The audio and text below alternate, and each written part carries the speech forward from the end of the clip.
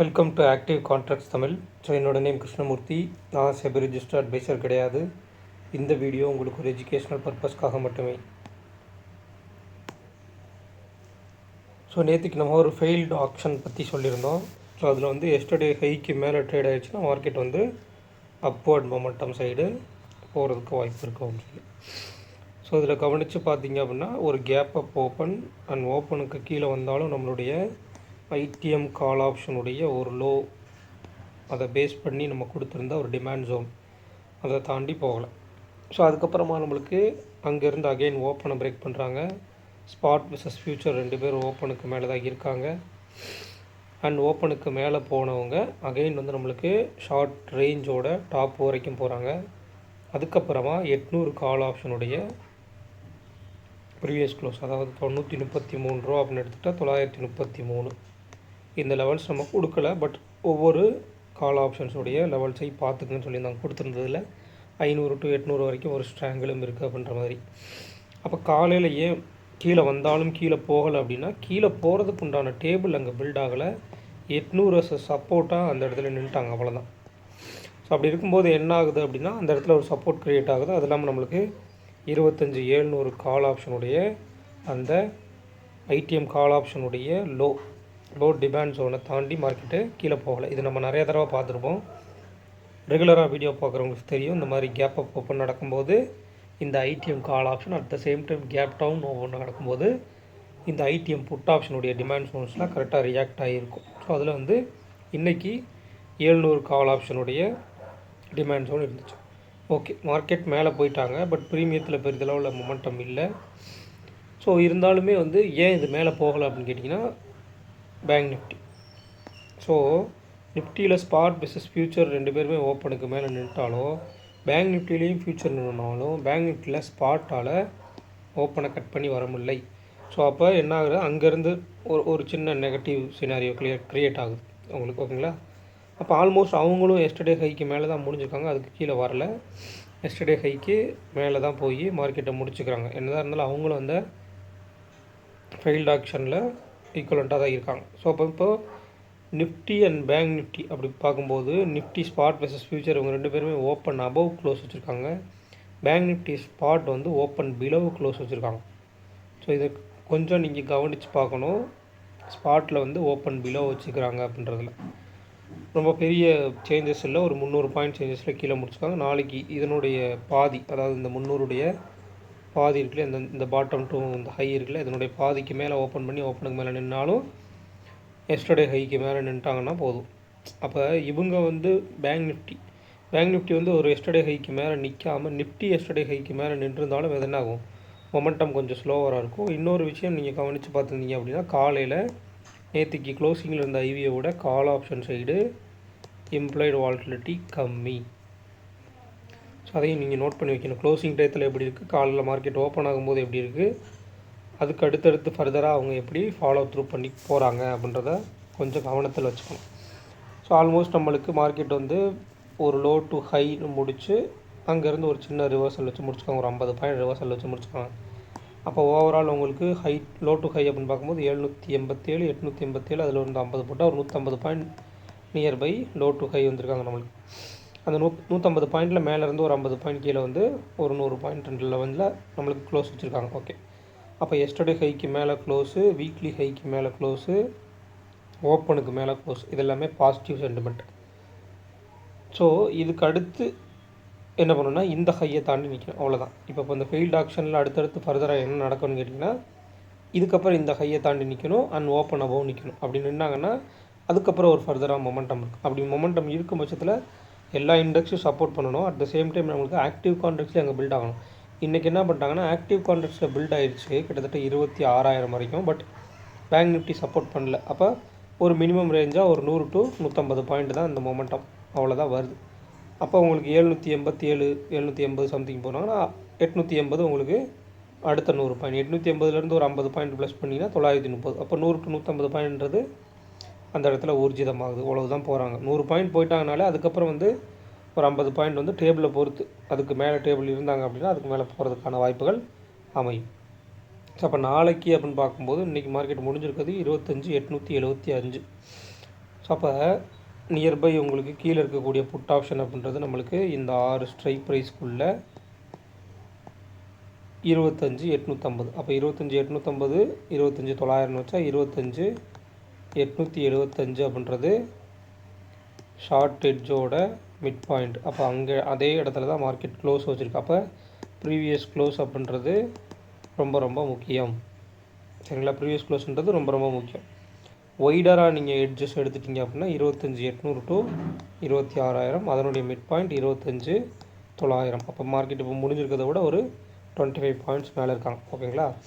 அப்போ 25,800 to 900, 850 to 900, அடுத்து 900 ஒரு ஸ்டார்ட். இதில் நீங்களாம் கவனிக்கணும், 800 call option and put option இருக்காங்க, 900 call option and put option இருக்காங்க, 850 இருக்காங்க, 26,000. அப்போ என்ன பண்ணுறாங்கன்னா 25,800 அண்ட் 25,850 அண்ட் 25,900 சொல்லி அடுத்தடுத்த புட் ஆப்ஷன் டேபிளில் ஆட் ஆகிட்டே வர்றாங்க. அப்படின்னா என்ன அர்த்தம்? ஒரு சப்போர்ட் ஜோன் 800லேருந்து 850க்கு மாற்றப்பட்டு அடுத்து 900க்கு மாற்றப்படுது. அப்போ நாளைக்கு மார்க்கெட் வந்து இந்த 900க்கு மேலே போய் இவங்க அப்படி நின்றுட்டு 900 கால் ஆப்ஷன் புட் ஆப்ஷன்னு அதுக்கு கீழே 850 800 வந்துட்டால் என்ன ஆகும்? டவுன் சைடு மொமெண்டம் க்ரியேட் ஆகிரும். அட் த சேம் டைம் அவங்க ஓப்பனுக்கு கீழே நிற்கணும், நின்னால் மட்டுமே. அதுக்கு சப்போர்ட்டிவ் இண்டெக்ஸும் இருக்கணும். அப்படி இல்லை அப்படின்னா மார்க்கெட் கீழே வர்றதுக்கும் வாய்ப்புகள் கம்மி, அகைன் மேலே தான் போவாங்க. அதையும் நீங்கள் கணக்கில் எடுத்துக்கணும். அப்போ ஒரு டவுன் சைட் சினாரியோ இல்லை அப் சைட் சினாரியோ எப்படி க்ரியேட் ஆகுது? க்ரியேட் ஆகுதுக்கு டேபிள் சப்போர்ட் பண்ணுறாங்களா? அண்ட் டேபிள் சப்போர்ட் பண்ணும்போது அங்கே மற்ற சப்போர்ட்டிவ் இண்டெக்ஸாக இருக்கக்கூடியவங்க சப்போர்ட் பண்ணுறாங்களா? பேங்க் நிஃப்டி சப்போர்ட் பண்ணுதா? அப்போ அந்த மொமெண்டம் ஒரு பில்ட் ஆகிறதுக்கு லாஸ்ட் வீக் முந்தைய நாள் ஐவியை விட இன்றைக்கி ஐவி இருக்கா அப்படின்றத பார்க்கணும். அப்போ ஒரு பிரேக் அவுட் எந்த இடத்துல நடக்குது, ஒரு பிரேக் அவுட் ஒரு ஹையில் போய் கால் சைடு ஒரு பிரேக் அவுட் நடக்கும்போது லோ எங்கே க்ரியேட் ஆகிருக்கு, மேலேருந்து கீழே வந்து புட் சைடு பிரேக் அவுட் ஆகும்போது ஹை எங்கே க்ரியேட் ஆகிருக்கு, இதெல்லாம் பார்த்தீங்கன்னா அந்த பிரேக் அவுட் நடக்குமா நடக்காதா, இல்லை இதுக்கு மேலே மார்க்கெட் மொமெண்டம் மேலே போச்சுன்னா நிலைக்குமா நிலைக்காதான்றதுலாம் தெரியும். அப்போ ரேஞ்சஸ் அப்படின்னு பார்க்கும்போது நீங்கள் 850 புட் ஆப்ஷன் அண்ட் அதுக்கு மேலே நம்மளுக்கு 900 கால் ஆப்ஷன். அப்போ 25,900 153 26,053. அடுத்ததாக நம்மளுக்கு வந்து 25,800 850 மைனஸ் 95. அப்போ கிட்டத்தட்ட நம்மளுக்கு ஒரு 100 பாயிண்ட் வச்சா கூட 750. அப்போ 705. அப்போ 25,705. ஓகேங்களா? அப்போ அந்த 95 ப்ளஸ் 153னா 248. அப்போ பாட்டம் வந்து கிட்டத்தட்ட 25,600 வருமா? 25,600 அண்ட் மேலே 26,148. ஸோ அப்போ மார்க்கெட் வந்து nearby all time haiku nearby 25,270 something நினைக்கிறேன் இப்போ ஆல் டைம் ஹையே. ஸோ அதுக்கு நியர்பை கொஞ்சம் கொஞ்சமாக மேலே மொமெண்டம் எடுத்துகிட்டு போகிறதுக்கும் ட்ரை பண்ணுவாங்க ப்ராபபிலிட்டி. இல்லை அப்படின்னா ஒரு ப்ரீமியம் கொடுக்கப்பட்டு இந்த இன்றைக்கி மாதிரி கேப் அப்பில் கொடுக்கப்பட்டு ஒரு சைட் பேஸ் போட்டு அகைன் கொஞ்சம் கொஞ்சமாக மேலிடுவாங்க. இதான் side phase to up trend. Market வந்து பெருசாக எந்த விதமாக அழட்டிக்காமல் பொறுமையாக மேலே ஏறுது. மேலே இருந்ததுக்கப்புறம் அங்கே போய் ஒரு ரேஞ்ச் எடுத்துகிட்டு சின்ன கரைதல் கொடுத்த கால் ஆப்ஷனுக்கு உண்டான ப்ரீமியத்தை டிகே பண்ணுறதுக்கான வேலைகள். அப்போ உங்களுக்கு ஷார்ட் எட்ஜோட மிட் பாயிண்ட் தெரிஞ்சிருச்சு, ஒயிட் எட்ஜோட மிட் பாயிண்ட் தெரிஞ்சிருச்சு, அண்ட் மார்க்கெட்டுடைய அந்த ஃபெயில்டு ஆக்ஷனுடைய கண்டினியூஷன் எப்படி இருக்குன்னு தெரிஞ்சிச்சு. அப்போ இந்த இடத்துல இம்ப்ளைடு வாலட்டிலிட்டி இன்றைக்கி 10 நாளைக்கு எப்படி இருக்காங்கன்னு பார்க்கணும், ரொம்ப ரொம்ப முக்கியமாக. ஸோ இதில் நம்மளுக்கு வந்து பேங்க் நிஃப்டியை பொறுத்த மட்டும் என்ன நம்மளுக்கு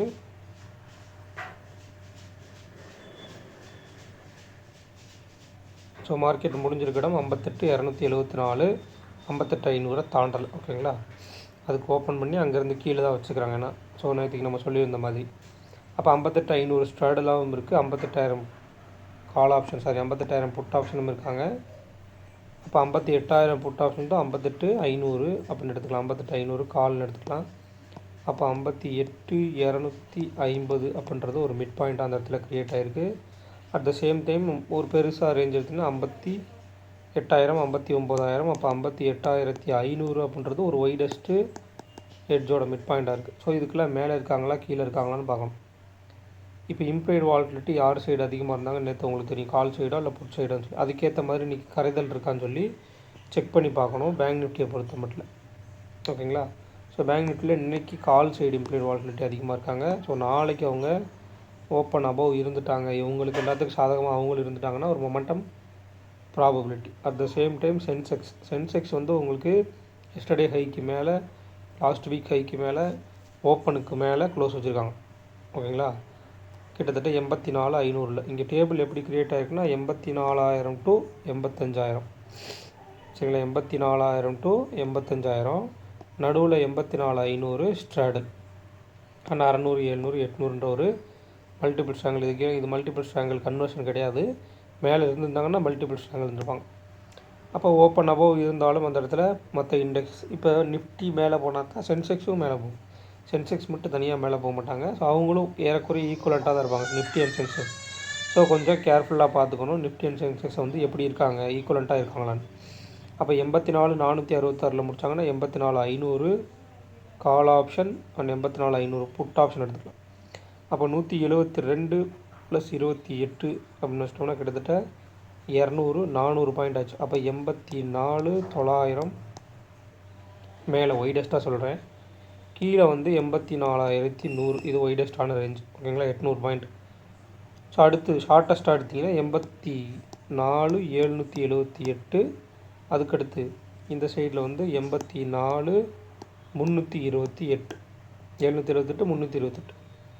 அப்போ மேலே வந்து போகணும் அப்படின்னா 84,250க்கு மேலே நிற்கணும், அண்ட் 84,500க்கு மேலே நிற்கணும், அண்ட் 84,750க்கு மேலே நிற்கணும்.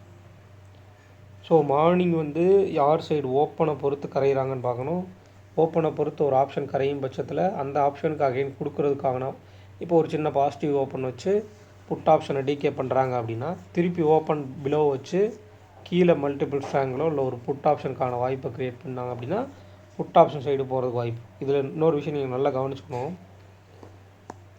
இந்த மாதிரி கூட இருக்கலாம். ஒரு கேப்பை ஓப்பன் வச்சு ஓப்பனுக்கு கீழேயே வந்து புட் ஆப்ஷனுக்கு கொடுக்குற மாதிரியே கொடுத்து டிகே பண்ணிட்டா இருப்பாங்க. அப்போது ஓரளவுக்கு புட் ஆப்ஷனுக்கு கணிசமான ப்ரீமியம் கிடைக்கும். பட் அது பெரிய மொமெண்டமாக இருக்காது, ரொம்ப ஸ்லோவராக வந்திருக்கும். புட் ஆப்ஷனுக்கு உண்டான டிகே நடந்து அதுக்கு கொடுக்கப்பட்டிருக்கும். அந்த இடத்துல கால் ஆப்ஷனுக்கு உண்டான டிகே கொஞ்சம் அதிகமாகவே நடந்திருக்கும். ஸோ அப்போ இந்த 0 to 0 பொறுத்த மட்டும் எந்த எட்ஜில் ட்ரேட் ஆகுறாங்க, 12 மணிக்கு மேலே எந்த எட்ஜில் ட்ரேட் ஆகுறாங்கன்னு பாருங்கள். அந்த எட்ஜிலேருந்து ரிவர்சல் கிடைக்குதான்னு பாருங்கள். மிக மிக முக்கியமான விஷயம் சென்செக்ஸை பொறுத்த மட்டும் இந்த லிக்விடிட்டி இஷ்யூ. ஸோ கரெக்டான ஆர்டர், மார்க்கெட் ஆர்டரா இல்லை லிமிட் ஆர்டர்ன்றதை பார்த்துட்டு கரெக்டாக நீங்கள் ப்ளேஸ்மெண்ட் பண்ணணும். அப்படின்ற பட்சத்தில் கொஞ்சம் ஆர்டர் எக்ஸிக்யூஷன்றது ப்ராப்ளம் இருக்கும். அப்போ ஒரு 2 to 2:30க்கெலாம் ஆர்டர் முடிச்சுட்டு க்ளோஸ் பண்ணிட்டு வந்துடணும். அதுக்கு மேலே நீங்கள் வச்சுருந்தீங்க அப்படின்னா கொஞ்சம் அது ப்ராப்ளமாக இருக்கிறதுக்கான சான்சஸ் நிறைய பேர் சொல்கிறாங்க. சப்ஸ்கிரைபர் சொல்கிறத வச்சு தான் நான் சொல்கிறேன். ஸோ அப்போ ஓரளவுக்கு ஒரு 2 to 2:30க்குள்ளே அதுக்குள்ளே ட்ரேடை க்ளோஸ் பண்ணுற மாதிரி பார்த்துக்கங்க. இது நான் வந்து என்னுடைய செஷன் கிடையாது, சப்ஸ்கிரைபர் சொன்னது, அதனால் சொல்கிறேன். ஸோ அப்போ 0 to 0 எந்த பக்கம் அமையும்ன்றதை நம்ம சென்செக்ஸில் நிறைய தடவை பேசியிருக்கோம், எந்த மாதிரி இருந்தால் எப்படி அமையும் சொல்லி. அப்போ ஆல்மோஸ்ட் இங்கே ட்ரெண்ட் எல்லாமே பாசிட்டிவாக இருக்குது. பட் ஓப்பன் பிலோ இல்லை ப்ரீவியஸ் க்ளோஸ் பிலோ இல்லை எஸ்டர்டே ஹை பிலோ அப்படின்ற ஒரு விஷயம் வந்துருச்சு அப்படின்னா ஒரு சின்ன நெகட்டிவ் சென்டிமெண்ட் இருந்திருந்தாலும் மார்க்கெட்டில் என்ன ஆகும், சைட்வேஸ் போட்டு அங்கே உங்களுடைய ப்ரீமியத்தை டிகே பண்ணுறதுக்கு ஆரம்பிச்சிடுவாங்க. மார்க்கெட்டு மேலே போனாலும் என்ன ஆகும், இப்படி சைட்வேஸ் போட்டே போவாங்க. இந்த ப்ரீமியத்தில் பார்த்திங்கன்னா அதுக்கு மேலே இருக்கும். ஸோ அது ஸ்பாட்டில் இருக்கிறத விட ப்ரீமியத்தில் உண்டான அந்த வாலட்டிலிட்டி ரொம்ப அதிகமாக இருக்கும். ஸோ கொஞ்சம் கேர்ஃபுல்லாக ட்ரேட் பண்ணணும். 0 to 0 ரொம்ப கேர்ஃபுல்லாக இருக்கணும். ஸோ இந்த வீடியோ பிடிச்சிருந்துச்சு அப்படின்னா லைக் பண்ணுங்கள், ஷேர் பண்ணுங்கள், சப்ஸ்கிரைப் பண்ணுங்கள். மறக்காமல் உங்கள் கருத்துக்களை வந்து கமெண்ட் செக்ஷனில் கமெண்ட் பண்ணுங்கள். நன்றி, வணக்கம்.